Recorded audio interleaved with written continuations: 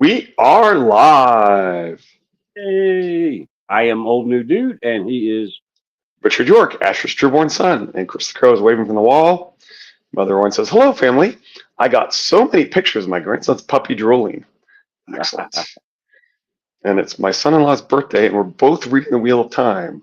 For old new dude's youngest, I highly recommend My Side of the Mountain. Oh, that is a good book. It's, Okay. it's been a long time for me for that, but yeah, it takes a couple of hours. Okay, that makes sense that one might only take a couple hours. Oh yeah. But As you can tell with us actually being here today, that my wife's at work. oh, really? Yeah, she wasn't. No, that's next Wednesday. All right. I didn't have Shall we anybody know. continue with, Yeah. oh, hello, deck of cards. We're going to continue with Howland Reed. Howland Reed 202, personality. Chadwick looks like Howland Reed might very well look. But what about Howland Reed's personality? Sly, curious, bold, brave, smart, proud Howland. As we've seen, the World of Ice and Fire calls Crannogman a sly people. So it's possible that Howland might be sly. Like a pop. Howland is curious, brave, and smart. Once there was a curious lad who lived in the neck. He was small, like all Crannogmen, but brave and smart and strong as well. Mira calls Howland bolder than most, but this lad was bolder than most. She also says Crannogmen are smaller than most, but just as proud. Explaining Howland's response to being attacked at Harrenhal. So it's pretty clear Howland himself is a proud man despite his size. Howland's children, mirthful Mira and solemn Jojen. Mira and Jojen have very different personalities. Might one or the other be reflective of Howland? Mira, it's true that Henlo says the center experiment. Mira reminds Hello. Bran of Arya. We see her we see her be defiant, a fine huntress. She teases Bran, but not cruelly, pinching his nose, mussing and ruffling his hair. Mira was much more cheerful than her brother and always seemed to know how to make Bran smile. Nothing ever scared her or made her angry. We see Jojen called unafraid, echoing the fact that nothing ever scared Mira, but he is solemn and sad, where Mira laughs frequently. Hmm. Dramatically, if Howland looks like Jojen, it might make more sense for his personality to be more akin to Mira's. Certainly, that's the impression one gets from the story of the Knight of the Laughing Tree, a whimsical tale which hardly makes the little Crannogman sound like the little grandfather Jojen. So let's meet Sir Shadwick. Howland is likely sly, curious, brave, smart, bolder than most, proud, fearless, and perhaps defiant, cheerful, and good-humored. What about Sir Shadwick of the Shitty Glen? We first meet Sir Shadwick when Brienne and Sirs Creighton and Illifer come upon him escorting the merchant Highbald, 6 serving men and a wagon. Creighton proposes they ride together, and everything about what ensues hints that Shadwick is the Crannogman Howland Reed. Shall we ride together for a time? I do not doubt Sir Shadwick's valor, but he seems small, and 3 blades are better than one. The merchant looked to his escort. What say you, sir? Oh, these 3 are not to fear. Sir Shadwick was a wiry, fox-faced man with a sharp nose and a shock of orange hair mounted on a rangy chestnut courser. Though he could not have been more than 5'2", he had a cocksure manner. The one is old, the other fat, and the big one is a woman. Let them come. First, Sir Creighton tacitly impugns Shadwick's size while paying lip service to his valor. I do not doubt Sir Shadwick's valor, but he seems small. The process perfectly mirroring Mira's statement that Howland was small like all Crannogmen, but brave. While Shadwick isn't pleased with Creighton slighting his size, he doesn't get mad. He gets jovially even. His cavalier, explicitly fearless manner, oh, these 3 are not to fear, directly recalls what Bran says about Howland's daughter Mira. Nothing ever scared her or made her angry. Notice how perfectly what Mira says about Crannogman, of Howland getting beaten up at Harrenhal. Crannogmen are smaller than most, but just as proud. Prefigures what's said about Shadwick. Could not have been more than 5'2". He had a cocksure manner.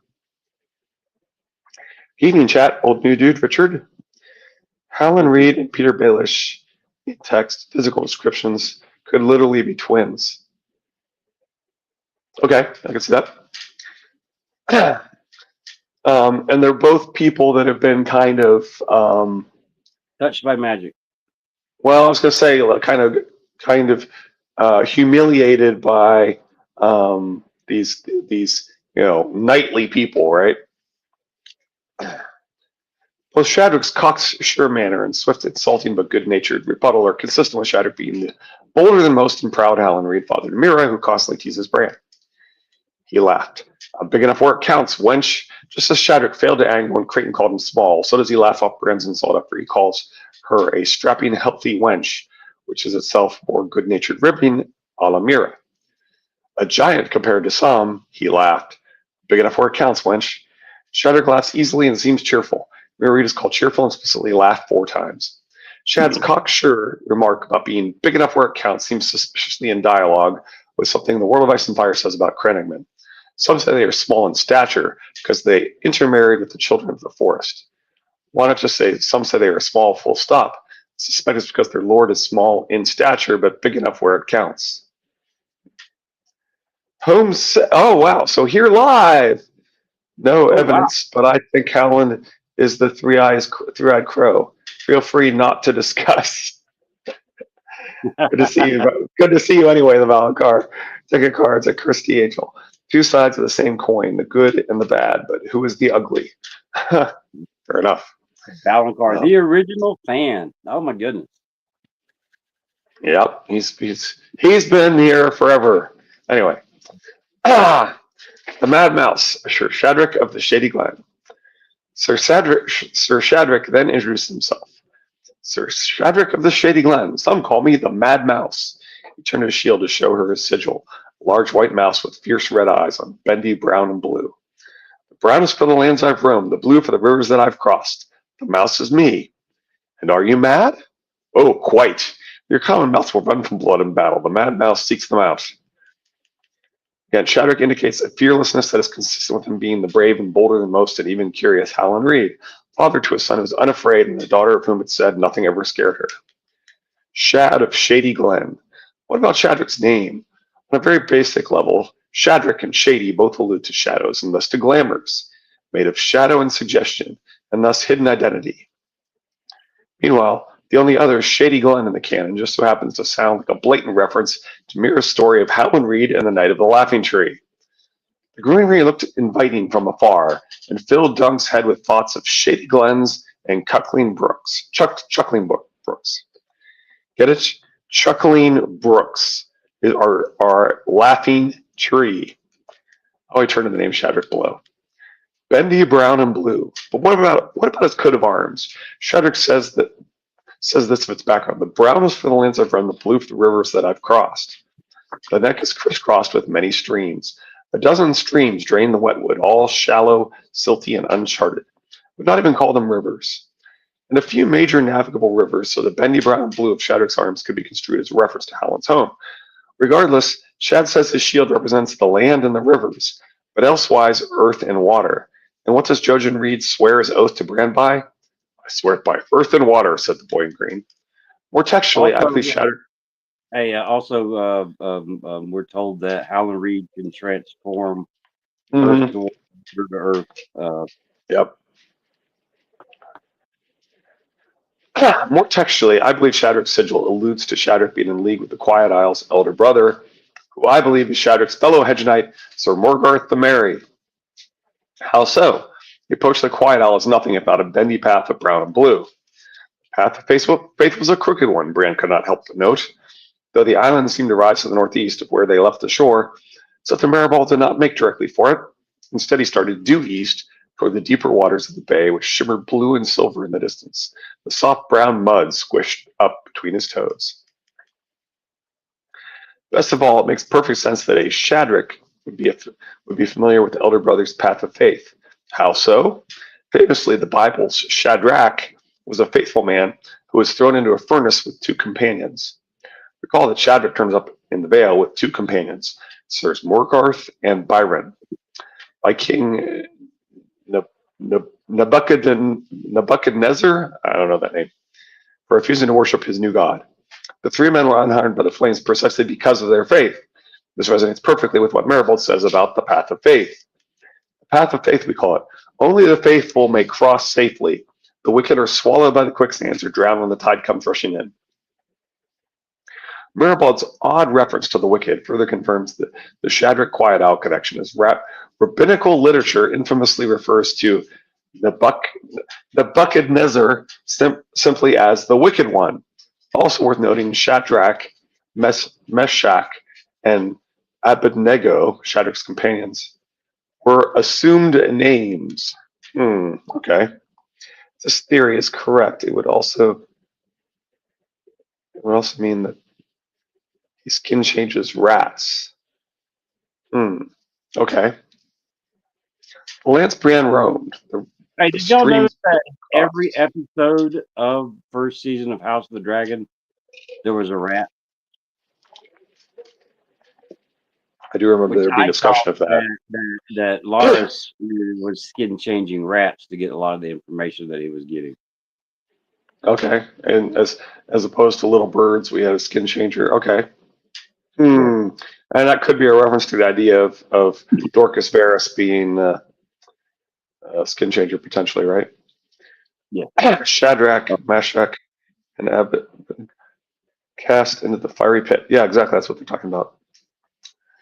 That's what Toodles is talking about here. Yes, I also think that's Loris, says deck of cards. The lands Bran roamed, the streams Bran crossed. Finally, Shadrach's reference to the lands I've roamed and the rivers that I've crossed recalls the evocative description of Bran's journey to the Quiet Isle, of her path of faith to the actual path of faith, which sees her and Maribald roam the lands and explicitly cross slow-moving, i.e. river-like stream after stream, after which they see a fox and meet the Mud and Reed people who live in Cranagh-esque houses on stilts and fish in boats like Howland Reed's skin boat. Yeah. Lands they traveled through were low and wet, a wilderness of sandy dunes and salt marshes beneath the vast blue-gray vault of sky. The road was prone to vanishing amongst the reeds and tidal pools, only to appear again a mile farther on. Without Maribald, Brienne knew they surely would have lost their way. The ground was often soft. Some places stepped on the walk ahead, tapping with the scorched staff to make certain of the footing. There were no trees for leagues around, just sea and sky and sand. No land could have been more different from Tarth with its mountains and waterfalls, its high meadows and shadowed vales. Yet this place had its own beauty, Brienne thought.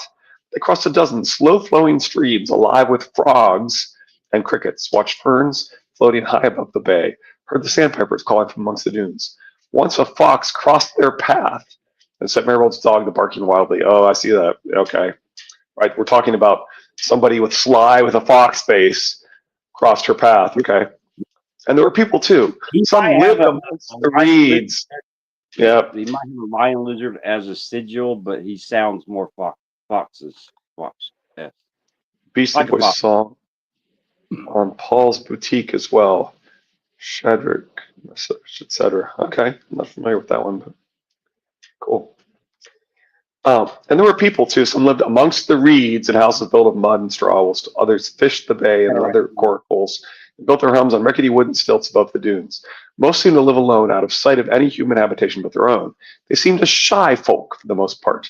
But near midday, the dog began to bark again, and 3 women emerged from the reeds to give Maribald a woven basket full of clams. Give each of them an orange in return, though clams were as common as mud in this world, and oranges were rare and costly. One of them was very old, one was heavy with child, and one was a girl as fresh and pretty as a flower in spring. When Maribald took them off to hear their sins, Sir Hyle chuckled and said, "It seemed the gods walk among us, at least the maiden, the mother, and the crone." Potter looked so astonished that Bran had to tell him no, they were only 3 marshalmen. So Sir Hyle's comment pregnantly foregrounds the presence of symbolism, insisting the passage contains deeper layers of meaning. Indeed, beyond the passage's previously discussed allusions to Shadrach the Fox, the Crannogmen and House Reed, the fact these people are shy and reclusive rhyme figuratively and literally again with the Crannogmen. A small, sly people, the Crannogmen are quite secretive, preferring to keep for themselves. Moreover, beyond the way Brienne's road to the Quiet Isle roams the land and crosses streams, all of Shadrach's speech, consider that in the same breath her path vanished amongst the reeds and tidal pools. Sure, this is a loaded reference to several hidden truths. Vanished sounds like Tyrek Lannister. Tyrek was the son of, because he thinks that Tyrek has actually been glamored and swapped. That Tyrek was at the Quiet Isle, but swapped with the Hound, right? But so Tyrek was the son. I don't actually think that's true, but that's why he's bringing him in here. Tyrek was the son of his late uncle Taggett, a boy of 13. He had vanished in the riot. Whereas this kind of reminds me more of the concept of being able to make entire castles vanish and so forth, right? To me, Oh that's yeah, more along the lines of what's going on here. But anyway, that's what happened to the Tower of Joy. so I've previously argued elsewhere that Sir Shadwick, Lord Reed's companion, Sir Byron the Beautiful, vanished amongst the reeds. Indeed, meanwhile, tidal pools were the hallmark of the Quiet Isle. The water that separated the island from the shore was receding, leaving behind a broad expanse of glistening brown mud flats dotted by tidal pools that glittered like golden coins in the afternoon sun. Although it does raise the question of where would Littlefinger or Dorcas Ferris actually stash Tyrek? That's an interesting question. I don't know the answer to that. Well, I mean, the layers and levels underneath the Red Keep that only Dorcas knows about. Well, and Littlefinger has so many cronies that are loyal to him too, and so forth. So yeah, they both have armies of people basically working for them, so they could have probably stashed somebody almost anywhere. Chances are the person that threw the dung could have had Tyrek out of the city within the hour. I mean, very quickly. Right. And yeah. Which slides at the the water that's up at the tidal pools that glitter like golden coins in the afternoon sun. Which slides at the end of this leg of Brienne's journey, and whose tidal pools so happen to look like the very gold coins Shattuck claims he's hoping to win. The idiot has offered a plump bag of gold for this girl you've never heard of. I'm not a greedy man. If some oversized wench would help me find this naughty child, I would split the spider's coin with her. The passage also sees Maribald tapping the ground to make sure it is safe, as he does later at the Quiet Isle itself, just before the Shadwickish fox appears. As Brienne's journey to the Quiet Isle continues, we get a preview of the mud there that's squished up between Maribald's toes. They're to swallow the wicked. Stay off the mud, child, counseled Septon Maribald. The mud is not fond of strangers. If you walk in the wrong place, it will open up and swallow you. Where have we heard something like this before? In the neck with its deadfalls, and the neck-esque home environs of the simultaneously Shadwick-like and Reed-like Thomas Evans streams. All the way up the Blue Fork they rode, past 7 streams with the river unraveled into a confusion of rills and brooks, then through Hag's Mire, where glistening green pools waited to swallow the unwary, and the soft ground sucked at the hooves of their horses. I submit that these latter textual rhymes lend further support not only to the idea that Shadwick is Howland Reed, who to be sure sounds curiously well equipped to survive the path of faith, with its deadly mud waiting to swallow, suffocate the wicked. No, said Mira, but Howland could breathe mud and run on leaves. But also to the thesis that the knight of the bendy brown and blue arms has business with the Quiet Isle and thus its elder brother. What about the Mad Mouse portion of Shadwick's sigil? The white mouse's fierce red eyes are a near verbatim match to the very starky white weirwood John sees in his vision. Wary, he circled the smooth white trunk until he came to the face. Red eyes looked at him, fierce eyes they were, yet glad to see him. The weirwood had his brother's face. Had his brother always had 3 eyes? Suggesting that Shadwick comes on Stark family business, which is consistent with him being Ned's friend Howland Reed, who studied magic on the weirwood-covered Isle of Faces. Interesting. Well, it does. I would agree that does seem to tie him both to old god magic and the Weirwoods, and potentially to. I mean, you could. The only other things that could tie you to would be the albinos of the story, which would still be Weirwood magic, both of them, right? So, yeah. The Weirwoodish look of Shadwick's Mad Mouse also recalls the arms borne at the Harrenhal tourney by the Knight of the Laughing Tree. The device upon his shield is a heart tree of the old gods, a white weirwood with a laughing red face. Well, yeah, it's essentially a weirwood symbol. Whether it's tying him to the albinos or tying him to the weirwoods directly, it still winds up being a weirwood symbol. So yeah, that makes sense.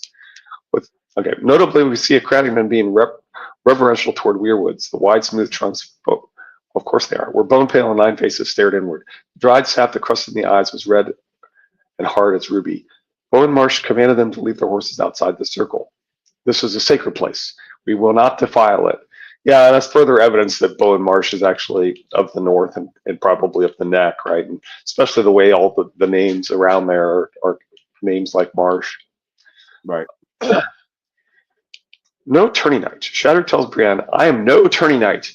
I save my valor for the battlefield. And later, and this is one of my complaints of Preston's fan fiction is that he has Shadrach being Attorney Knight in it, which is no.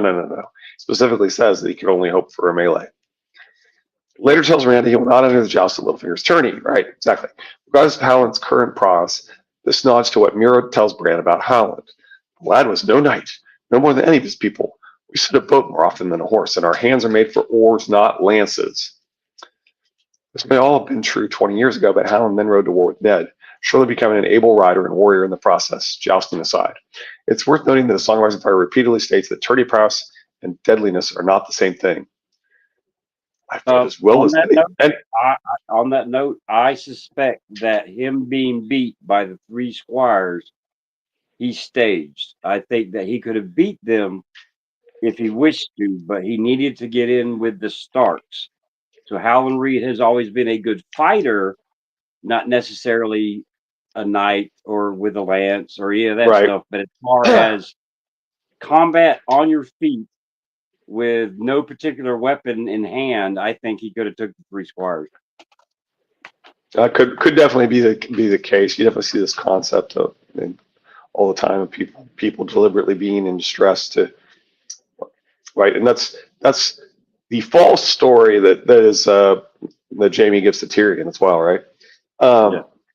The deck of cards, definitely two sides of the same coin. Also in text landscape, places naming etc. The necrotic men are tied to Crane Hag, Triple Witch Goddess, Mother Maiden Crone. Makes me think of the three heads. All right. Yeah. Ned surely became an able rider in war in the process, jousting aside. It's worth noting that the Song of Ice and Fire repeatedly states that tourney prowess and deadliness are not the same thing. I fight as well as any man, Khaleesi, but I've never been a tourney knight. I'm a soldier, though, not no tourney knight. I don't know who's saying that. It says a Storm of Swords, Jamie 8. Who would say I'm a soldier, though, not no tourney knight? In Storm of Swords, Jamie 8. Curious who that is. Shadow does tell Elaine he will enter the melee. Perhaps you will try the melee instead, Elaine suggested. A good melee is all a hedge knight could hope for, unless he stumbles on a bag of dragons. A seemingly dangerous proposition for a man of his size, but one that makes sense if he is the non-jousting, brave, and bolder than most Howland Reed. Yeah, and from what we understand, melees are typically fought on horses, right? Yeah. Notice that Shadrach's plans are oddly in keeping with the Frey boys' claim that mudmen won't fight like decent folks, as much as jousting is literally how decent folks like highborn knights fight, so to speak, whereas melees are popular by free riders and hedge knights, both of whom the Song of Ice and Fire dubs unsavory, i.e. not decent.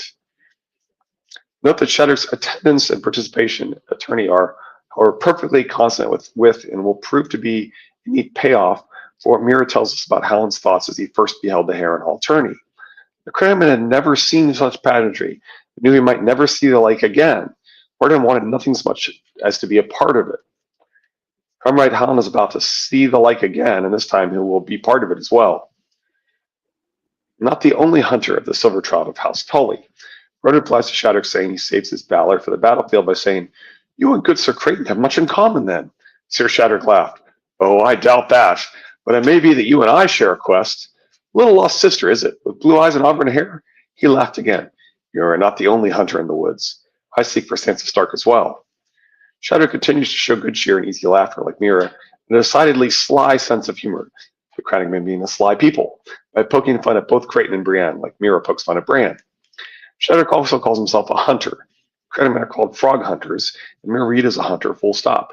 She's called a hunter twice in the text, as well as a huntress, in both the text and the A Dance with Dragons appendix. Mira's hunting is linked to her fishing, as is Howland's. Mira still hunted and fished when she could. Howland grew up hunting and fishing and climbing trees and learned all the magics of my people. Now, quick question. When Rob sends the two up the waterway with the flying his banner to try to find Howland Reed, and the time that we see Shadrach, is it about the same? I can't remember. Is it about the same place in the story, or is there some distance between that? Meaning that if it is around the same time, then Howland Reed wasn't there for them to find. But if it is Shadwick later on, then there was enough time for him to get the message and then try to find Sansa. Does that make sense? Yeah, it's quite a bit after, right? Because Rob dies kind of middle of Storm, right? And and this is Feast for Crows when Shadwick runs into Brienne and Sansa. Okay. Well, he said he fought on the Blackwater, right? Yeah, well, that part is not right. That would imply that he was actually already on his way, which he kind of should have been, because I think Ned and Rob had already either Ned or Rob had already tried to send for him. Right. Christy says Christy's mentioned this before, but Christy thinks that has a theory that Peter might be actually a House Rain survivor. I'm pretty sure. I'm sorry. Through the mother's side.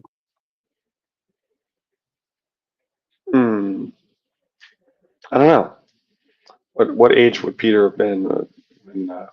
I guess he wouldn't have been born. Yeah, you're right. He might have been a babe or not even born yet. Yeah. Well, it's his grandfather that comes. Yeah, that's another point that we don't really know about all of his family. You only know about 1/4 of his family at most, right? Right. Could be Lyanna intervened before Helen decided to act. Net. Well, small green-eyed secret players, one pro-Stark and one anti-Stark. Okay. Yeah, I like that. They got there first? My bad. What did the Vanquist say? Oh, could be Lyanna intervened before Helen decided to act. Oh, okay, they're talking about the left tree. All right. By the way, Rob sent Mage Mormont and Galbert Glover are the ones that he sent if we care. Yeah. Where were we? What is Howland Reed could have made his moves the same time he sent his children north. And just like ravens, if Howland Reed is magical and can skin change and can traverse distances, just like I believe Littlefinger can with the cat's paw in Winterfell, he doesn't necessarily have to be there in the neck for him to receive or find out what's going on. If somebody's there looking for him, that type of situation. But a lot of people have complained that starting in book 1, that Howland is like ignoring the call and so forth, and it's like not necessarily. Maybe Howland has in fact been trying to get to Sansa and Arya since the very beginning, right? Right. Well, I mean, he just what I think happened at the Tower the Tower of Joy. The preparations for the long night, the battle to come, is taking priority on some of the players that were there, and that includes Howland Reed.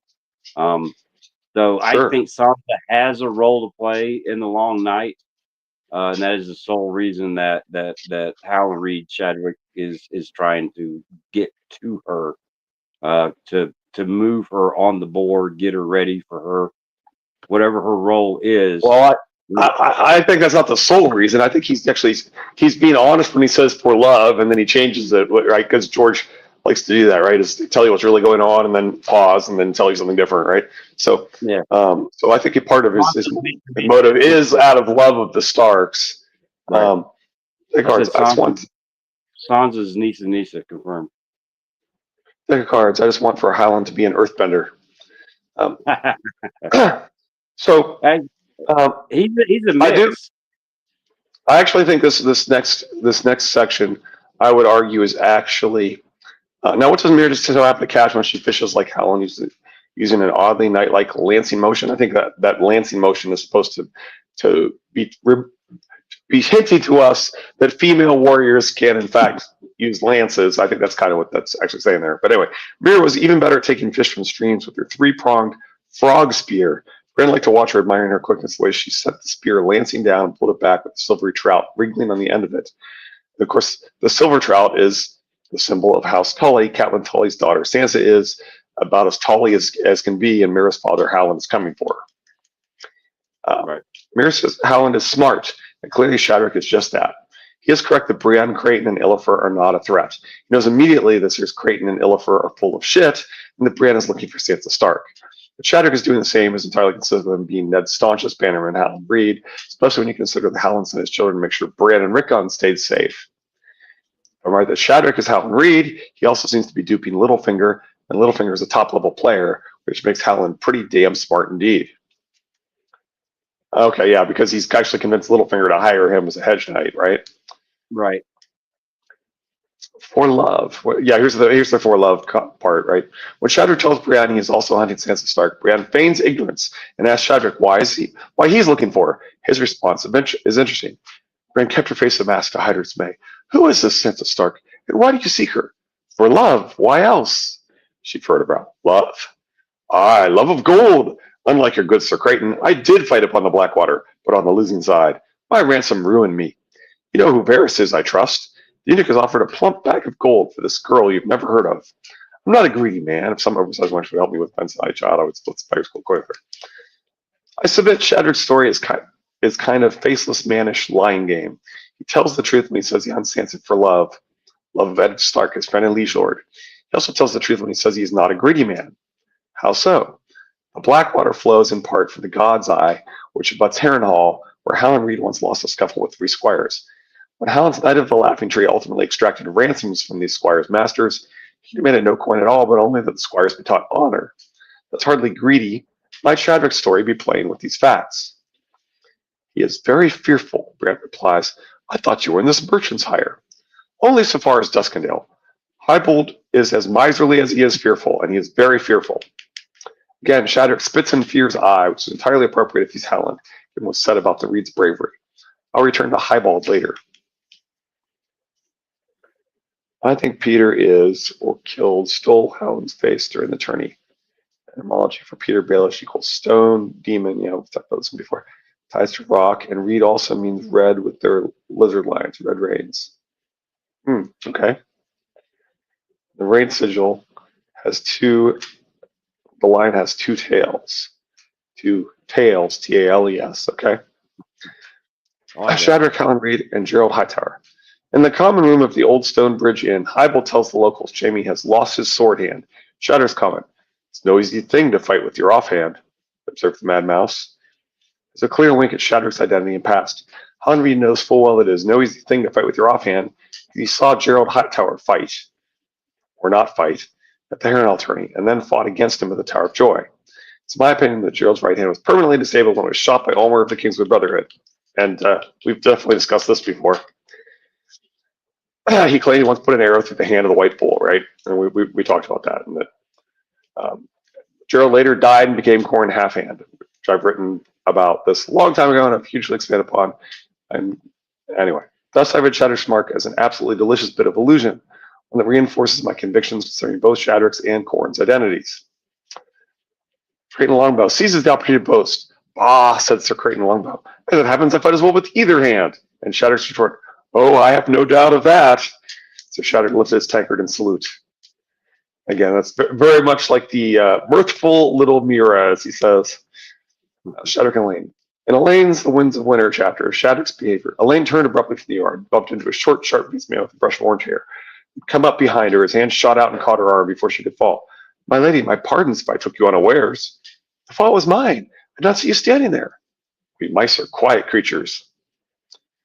This betrays his identity a few ways. First, Shadrack literally catches Sansa before she can fall. This is indicative of his intentions. This echoes Sandor Clegane doing the same thing over and over again, sometimes verbatim. The Hound threw back his head and roared. Sansa stumbled back away from him, but he caught her arm. And again, the Hound caught her by the arm and leaned close. They're both in the same chapter, actually. Sansa crumbed into him, lost her balance. Iron Fingers caught her by the wrist before she could fall. Sansa might have fallen, but a shadow moved suddenly, and strong fingers grabbed her arm and steadied her. The little finger is literally a pinky swear. Yeah, you've talked about that before. Promise me, Ned, He's tied to the Tower of Joy 100%. Liana also means lion. Okay? Okay. Which makes sense since, as I argue elsewhere, Sandor Clegane is Shattuck's companion to Byron the Beautiful glamour to look like Tyreek Lannister. I'm not sure about the Tyreek Lannister part, but I do think that Byron the Beautiful is Sandor glamoured. Shadrach also addresses her as my lady rather than milady, which would generally suggest he is highborn, as we're explicitly reminded Howland Reed is. The little Craggan was of high birth, with as much right to a place on the bench as any other man. More than the fact that Shadrach literally says my lady with a period full stop, just happens to duplicate verbatim the sentence we read when Bran awkwardly calls Howland's daughter Mira my lady. It wasn't as good as dear, but it wasn't bad either. Bran decided as he ate. Thank you, Mira, he said. My lady? The real giveaway, though, is Sansa telling Shadrach, I did not see you standing there. After Shadrach had come up behind her, slyly alluding to what one of the Freys tells Theon about the Crannogmen. Mudmen are sneaks. They won't fight like decent folks. They skulk and use poison arrows. You never see them, but they see you. As well as what Theon later thinks about the Crannogmen. Just as dangerous for the next people, seldom seen but always lurking. The Swamp Dwellers, the Frog Eaters, the Mudmen, Fen and Reed. Those are the sorts of names they gave themselves. When Shadrach references being quiet as a mouse, he first of all draws attention to the animal cliches that Sly as a fox plays as huge a role in identifying the fox-faced Shadrach as the typically sly Crannogman Howland. Just as important, calling himself quiet winks at his alliance with the older brother of the Quiet Isle, something I'll get into a bit more below. Mice with wings, bag of dragons. Shadrach continues to make sly remark after sly remark. Will you be seeking wings in the wings? The joust, the horse girl asked. A mouse with wings would be a silly sight. Perhaps you'll try the melee instead, Aileen suggested. Good melee is all a hedge I can hope for, unless he stumbles on a bag of dragons, and that's not likely, is it? A mouse with wings is a sly way to refer to a bat. The German for bat is literally flying mouse, which is Sansa's sigil via her maternal bloodline. Sly Shadrach obviously knows not only that Elaine is Sansa, but Sansa carries the surely important blood of House Lawston via her grandmother, Minissa Went.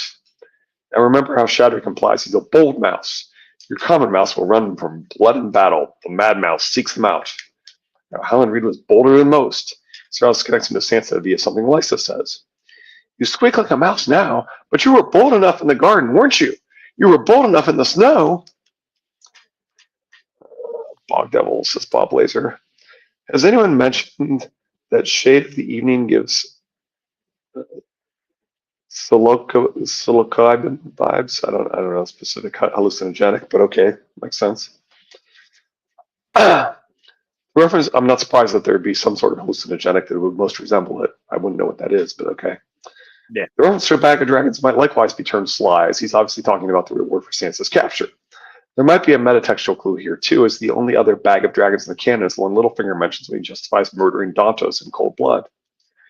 Dantos, well, you heard him. He sold you for gold, and when he drunk it up, he would have sold you again. Bag of dragons buys a man silence for a while, but a well-placed quarrel buys it forever. Might this indicate that Shadrach is well appraised of all that Littlefinger has done? Psilocybin. Psilocybin. Oh, okay, that's how you pronounce it. Magic mushrooms, okay. Gotcha. And multiple people are telling us they're magic mushrooms. Thank you. I'm glad all of them knew that, and that says more about y'all than it does me, because I didn't know what the hell that was. Yeah, two of them telling us how to pronounce it, and two of them telling us magic mushrooms. Earlier, I mentioned the foxes. Sly-eyed Nori is used to confirm that, like us, Westerosi sees foxes as sly. And further, the Nori's build and wrinkles set up a parallel between he and Shadrach that suggests that Shadrach is Howland.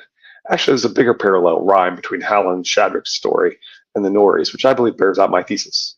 Essentially, when we're told that the Nori is foxy and wrinkled and slight of build like Shadrach, the Crannogmen, and the Reed children, respectively, we see a bunch of other motifs which reoccur, all scrambled up in Shadrach's story, thereby emphasizing there's something to see here. Let's consider the entire Nori Fox passage, bearing in mind not just my thesis here that Sir Shadrach is Howland Reed, but maybe also my belief, previously argued and soon to be revisited in greater depth, that Shadrach, Howland's companion Sir Morgarth, is the elder brother, who is in turn none other than the late Prince Lewin Martell. Bot Blazer is laughing at how everybody answered the question. I resemble that remark, says its introduction. Yeah, there you First to make the ascent were the clan chiefs, Flint and Nori, clad in fur and iron. The Nori looked like some old fox, wrinkled and slight of build, but sly-eyed and spry. Torgan Flint was half a head shorter, but must weigh twice as much. A stout, gruff man with gnarled, red-knuckled hands as big as hams, leaning heavily on a blackthorn cane as he limped across the ice. Bonemarsh came next, bundled up in a bearskin. After him, Othel Yarwick, then something Celador, half in his cups.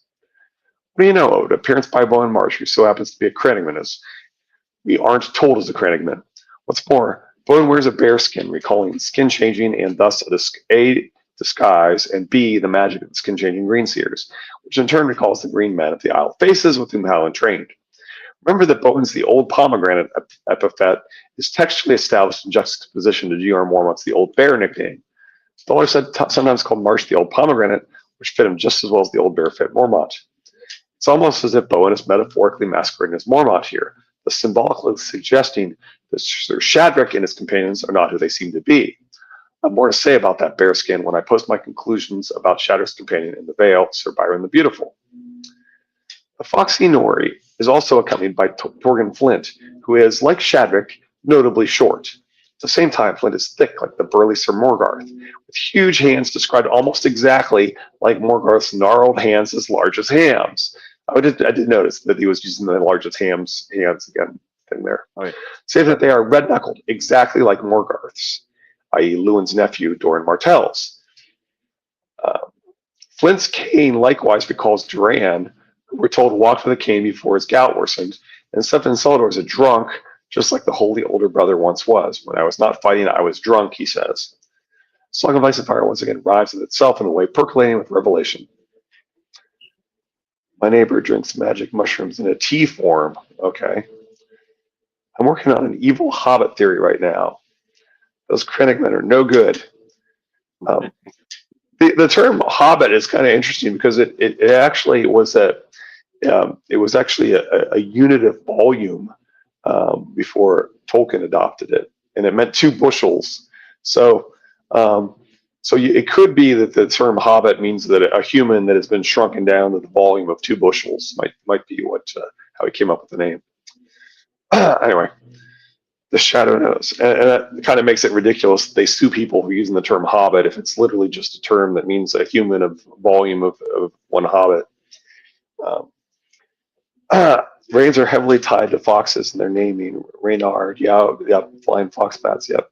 Peter wears fox fur and is clever, cunning as a fox in the text numerous times. Mira, Castamere. Okay. All right. Sir Shadrach makes his debut, of course, in the early pages of Feast for Crows. In August 2002, when GRM was presumably writing those early pages of Feast for Crows, he was asked, "Does Howland know who Jon Snow's mother is?" GRM answered, "The Shadow knows." And that's where the Green Hand started looking at the shadow and what does that mean. And the shadowy secret is how Catelyn refers to Ashara Dane as Jon's mother. Slowly makes a hell of a lot of sense if Howland is Shadrach of the Shady Glen. Doubly so since Shadrach is depicted in allegorical form as a sly red fox in the company of a literal shadow, that of a boar in the mural Brienne sees in Duskendale. Could be argued that Shadrach Howland, knowing Jon's paternity, makes even more sense if Gianna Reed is in fact Ashara Dane, especially if Ashara is Jon Snow's mother. I'm not saying either of those things are definitely true, but there are certainly possibilities worth discussing if only to firm up one's certainty in more orthodox ideas. End of the core argument, and he does not believe in orthodox ideas. But anyway, end of the core argument. That wraps up the core of my argument that Howland Reed is Sir Shadrach. I find the evidence overwhelming, but that's just me. And the 2 appendices that follow argue A, that the Dunk and Egg tale, the Mystery Knight, supports my argument that Howland is Shadrach, and B, that when we first meet him, Shadrach is moving Ned Stark's skeletal remains to the Quiet Isle. And in these appendices, there is some really interesting history. I don't know if we want to try and go through these today, though. But Colbert's huge nerd says that he was canceled. When he was canceled, he got a nice note from GRRM. He's definitely a big fan. In fact, it was on Colbert's show that George first said that he had 75% of the Winds of Winter completed, and that was October 3 years ago. And it's now October. Today's October 1st. So that was October 2022, and we just entered October 2025. Time flies. Yeah. I don't know if we want to continue with this or not, but there are some really interesting things in these appendices, including some history of uh, the heptarchy. So before the unification of England, there was a term of the heptarchy, which is the seven kingdoms. Um, so it was, yeah, there's some really interesting history about that. There's all the people that were named um, um, Oswell and Osmond and Osney and all these other names in history of the kings of that era. Um, and, and a really interesting story about that parallels with the bones of Ned trying to go north as well. So it's definitely worth reading. I don't know if we want to try and continue on today or not. It's certainly a nice stopping point here. Yeah, We'll yeah. talk about some of the We things. only got like There's 15 a minutes. there's a the Red Panda on the Twitter us Discord suggested that something that I don't know if I've heard before, which was that maybe Euron's not actually going to Old Town at all. Maybe he's actually going to Volantis. And he tried to cite a bunch of different foreshadowing that might indicate that. Okay. Which I thought was kind of interesting because I certainly hadn't heard that theory before.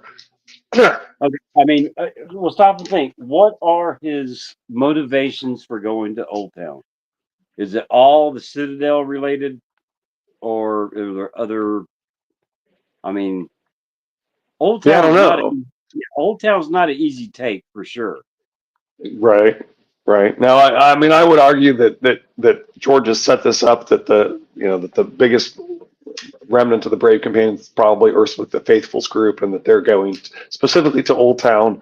And so this concept that you could have two different threats arrive at Old Town at the same time, potentially distracting the guards and so forth. I certainly think that.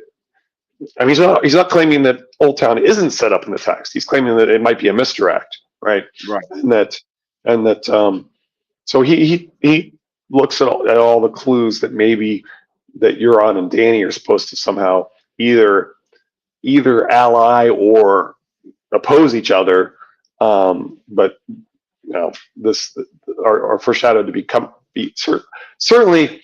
There's, I mean, that's Euron's plan is that he and Dany are going to be getting together. That certainly is Right. directly stated, right?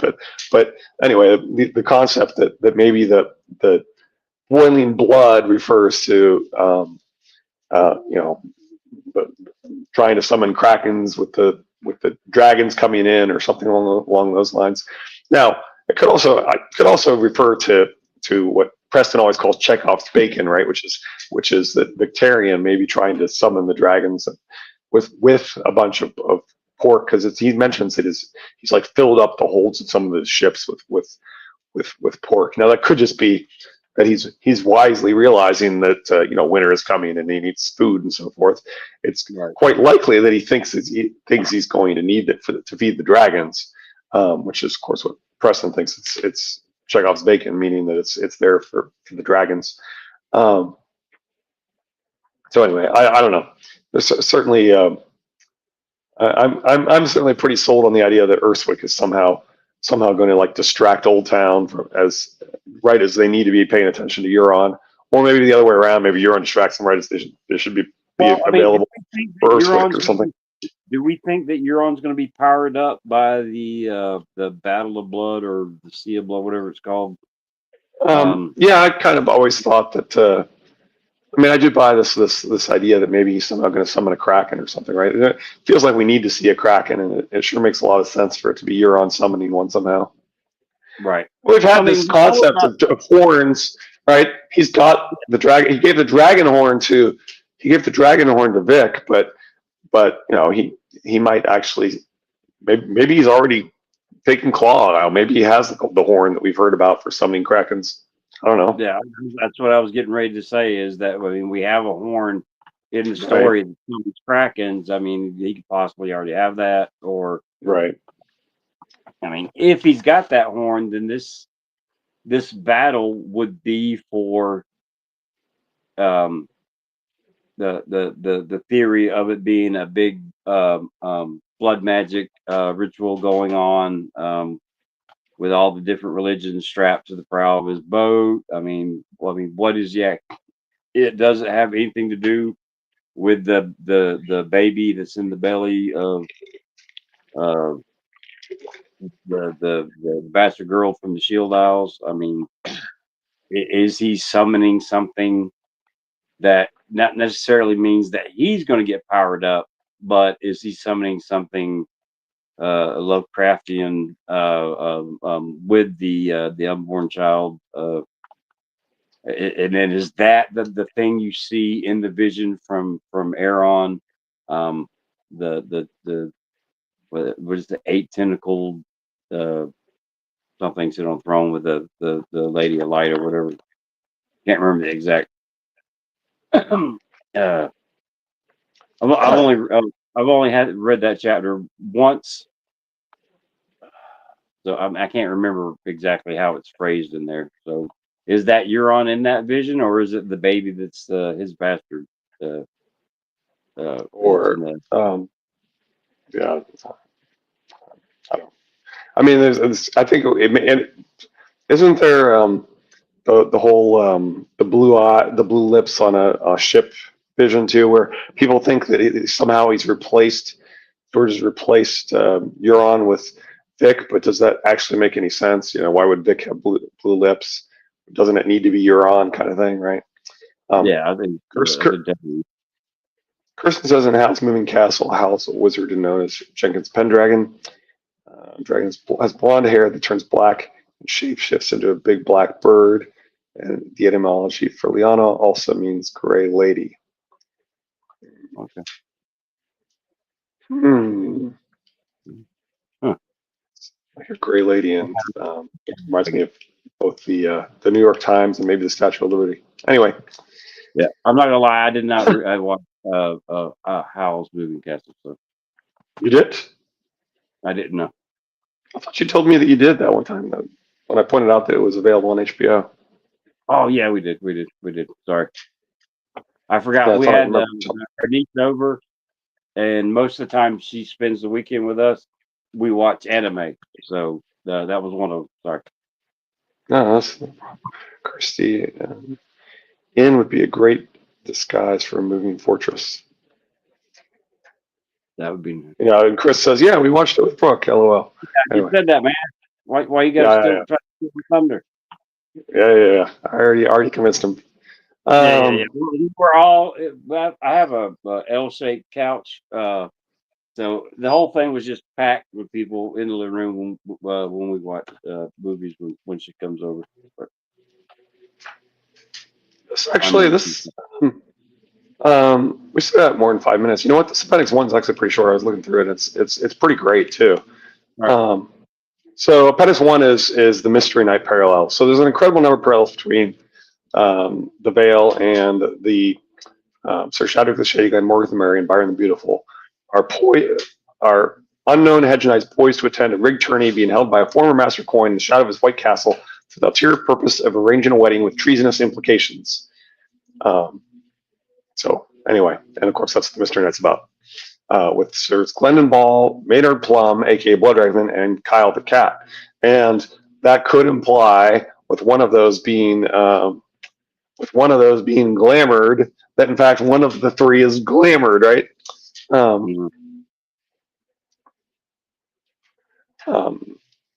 Shadrick being Howland Reed creates a number of delicious parallels between him and the three hedge knights of the Mystery Knight that don't exist if Shadrick is just Shadrick. Given my belief that Jerem deliberately contrives to make our story rhyme with itself, especially with its invented history, I find this unsurprising, fascinating, revelatory. The three hedge knights of Mystery Knight are introduced as, I am Sir Kyle, the cat of Misty Moor. Under yonder chestnut sits Sir Glendon, Ball. And here you have the good Sir Maynard Plum. Glendon Ball, the cat of the Misty Moor, clearly riff on Howland Reed, the mad mouse of the Shady Glen. Right. Glendon blatantly recalls the Shady Glen. The rhyme between the monikers, the cat of the Misty Moor and the mad mouse of Shady Glen, is pretty blatant. Names Glendon Ball and Howland Reed follow the same pattern. Both last names are common, one syllable nouns, with a double letter. Ball and Reed. One first name contains Len, the other land. Both first names begin with a four-letter, one-syllable noun, Glenn and Hal. Howland and Glendon parallels. Parallels between Howland, Shadrick, and the three knights go far beyond their name games. We meet Ball as he sits under a chestnut tree. We meet Shadrick astride a chestnut courser. Ball is called the bastard of the Pussy Willows. Pussy Willows and reeds go hand in hand. Reeds and willows are paired throughout Song of Ice and Fire. Dunk's thoughts about Ball. He was young, 16 might be, no more than 18. Dunk might have taken him for a squire if Sir Kyle had not named him a sir. And that rhymes with Sansa's thoughts about Shadrick. So Shadrick was so short that he might have been taken for a squire, but his face belonged to a much older man. Similarly, Ball's hair is dark brown, whereas everybody expects Fireball's son to have red hair, while Shadrick has red hair, whereas most readers assume Howland Reed has brown hair, like Mira. Two tricksters, Shadrick, Howland, and Sir Maynard Plum, Bloodraven. Plum is introduced as the good Sir Maynard Plum. Hyball twice refers to good Sir Shadrick. Maynard Plum does not chance the list, nor will Shadrick. He tells Miranda and Sansa that he will not joust. Shadrick, looking much older than Sansa expects and showing wrinkles and a hardness behind the eyes, parallels Bloodraven, who was older than Dunk, remember, with a lined, hard face. The name Maynard is redolent of Reynard, the name of the Red Fox trickster of medieval legend. Okay, Maynard, okay, right, and we tied him to Shadrick to the. Yeah. Reynard is a figure Jeremy knows all about, given that Reynard Rain has a sly tongue and is charming and cunning. Maynard is a trickster figure, and so is red-headed foxy Shadrick, assuming I'm right that Shadrick is Howland. Bloodraven is, of course, ultimately associated with the weirwoods to which Shadrick's red-eyed white sigil alludes. The song meets Maynard, Kyle, and Ball amongst the weirwood stumps, a phrase which, by the way, recalls the amongst the reeds line from Brienne's story I connected to Shadrick earlier. Finally, Bloodraven is apparently a magic user of some power, as he's glamored himself as Plum. If anyone in Song of Ice and Fire is a magic user of some power, it's Howland Reed, who learned all the magics of my people, but wanted more, leading them to visit the Olive Faces and the Green Men. All the tales agree that the Green Men had strange magic powers. Parallel is thus far better if Shadrick is Howland Reed, thus a comparable magician to Bloodraven. Shadrick and Kyle, the cat of Misty Moor. Both Shadrick and Kyle speak of themselves as being their sigil animals. Your common mouse, fun from blood battle, the mad mouse seeks him out, whereas Sir Kyle smiled a silken smile. The cat who wants his bowl of cream must know when to purr and when to show his claws, Sir Duncan. Both Kyle and Shadrick are gingers. Sir Kyle has flamboyant ginger whiskers. Shadrick has bristly orange hair, a shock of orange hair. There may be some wordplay here too. Whiskers are usually bristly, and flamboyance can shock staid sensibilities. The Misty Moor sounds very much like a description of the neck. I suspect Kyle is as he is in part to hint that the Ginger Knight Shadrick might be from a Misty Moor of sorts, because he is Howland Reed. All right, that's it for Appendix 1. So I thought I could probably fit that in within 5 minutes. So I thought it was worth running through Appendix 1.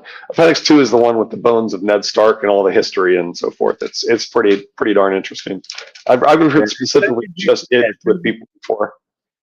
Yeah, as soon as you talk about the Mystery Knight, the three light bulbs went off. I mean, I can see it definitely for sure. Yeah. And that does kind of hint at this idea that there's one of them is glamored too, right? Yeah, I do like the Howland Reed and Peter Baelish being two sides of the same coin. I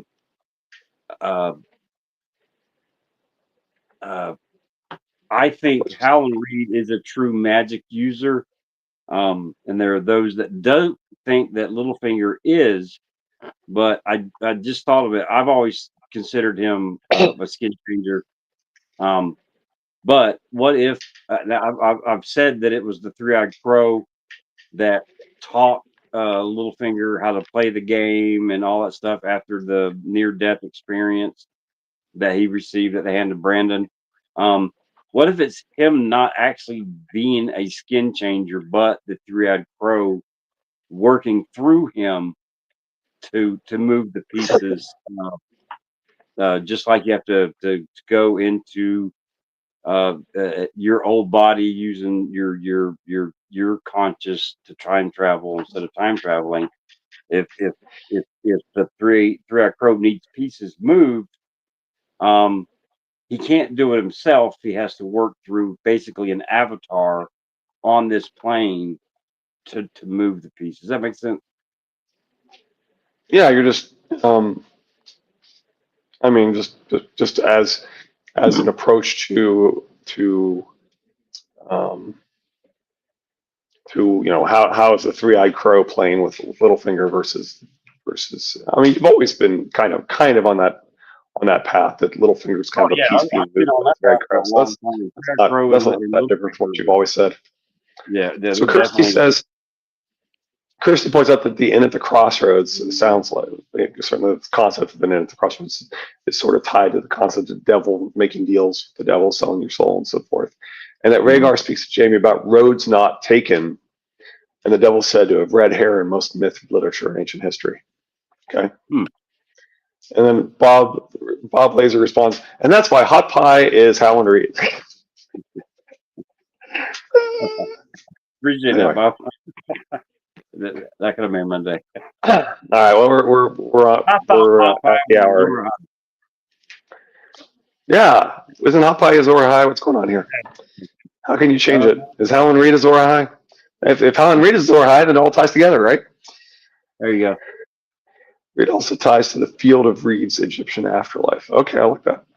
Littlefinger could use a glass candle, but it's cooler if he's magical. Yeah, I've always thought about that possibility, right? Because this idea that he appears to Ned in his dream makes you think about the concept of glass candles, right? And it's interesting because that the glass candles, if he's magical at the beginning of the story, they weren't lit yet. Well, what does Quaithe say? Quaithe says he could already light the glass candles, but then the dragons came. I thought this was, isn't she said something like that? I thought Quaithe specifically said that the fire guy could already light the glass candles. Is that wrong? I don't know. What does he say? How can I search for that? She doesn't use. I don't think she uses the word glass candle. I think she said something like could bring light to the obsidian or something. I mean, I feel like she says something else, but it implies lighting glass candles. What would you call it? Fire ladder? Maybe if I search for fire ladder, I can find it. Half a year gone, that man could scarcely wake fire from dragon glass. Scarcely wake fire from dragon glass. But that implies that he could, right? That implies that he could wake fire from dragon glass before. Okay. So anyway, that's what that one's always stuck with me. That Quaithe said that he actually could already light the dragon glass. I knew that she was implying that he could already. How long ago did she say though? Half a year gone. Yeah, so that's the other question. Does that mean that as the dragons have come, that it's gradually building, and that he started to be able to light the glass candles immediately when dragons arrived? I think maybe half a year is the same time. Yeah, that could be. Dragon egg started to respond to Dany, so that would. Yeah, that could be. That could be. Yeah, it doesn't. But it's weird because the implication is as she's talking makes it sound like because you said what do you mean, my lady, right? Because she specifically is saying that Dany did this, right? So, so it almost makes it sound like before Dany he could already do these things, and now, but you're right. That's not what she says. What she says is he could wake fire from dragon glass half a year ago, which is probably about when the dragons came, and that may be when the glass candles are burning, right? So either when the dragons came or when they really were to the point where they could be hatched.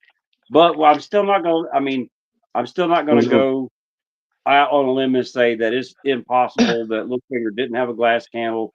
The glass candle does explain a lot, especially the dream. Right, and that could, and George, you definitely could interpret this as some people were already able to wake fire from dragon glass prior to the arrival of the dragons. It could be interpreted that way. I agree with you that it could also be interpreted as right when your dragons came here, he could the glass candles are burning, and now he's gotten even stronger. On that time period, here's a workaround. I think the Three-Eyed Crow is working with or through Littlefinger. It wasn't Littlefinger that lit the candle. It was the Three-Eyed Crow working through him that lit the candle for him to allow him to do the things that we see Littlefinger do. So there's definitely magic in the story before the dragons come, right? I mean, we know that the White Walkers are active. In fact, the White Walkers have already been spotted at the beginning of the story. We see them at the very beginning of the story, And Jor Right. and Gior has Lord Commander Gior Mormont has already told us that they've been spotted, right? So, Oh yeah. but we've already seen them ourselves. So, I mean, don't we hear about the White Walkers in the conversation? Where is that in the show? I think that's show between Ned and Brandon. That's the show. Madman sees what he sees. Okay, never mind. Deck of Cards was trying to help me be able to find that, and yeah, it's interestingly, I don't think it actually says stairs. It says climb the fiery ladder is actually the term she uses. Yeah. Anyway. All right. But I found it. Friday we got Davos 3. Yes. Is it 3? Yeah. Oh, yeah, it must be right, because, yeah, that must be right. Yeah. The first one was at the Sisterton. Yep. The second one was in the tavern. The other was a sister.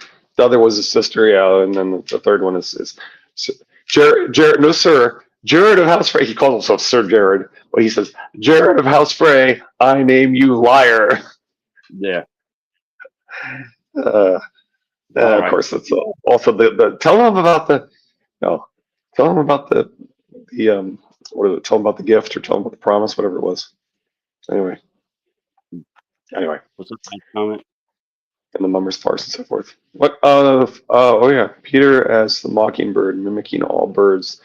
Does kind of make sense with him being the three-eyed crow, or trying to be, perhaps. But anyway, yeah. Yeah, there's a connection there for sure in my mind. But all right, thank y'all all for joining Theory Hour. Sorry we didn't have one last week. Hey, brother Blake. Blake says, "Hey guys." Hey, and we appreciate y'all coming. We will see y'all Friday for Davos 3, A Dance with Dragons, and y'all have fun. Thanks again for coming, and bye, Richard. Good one.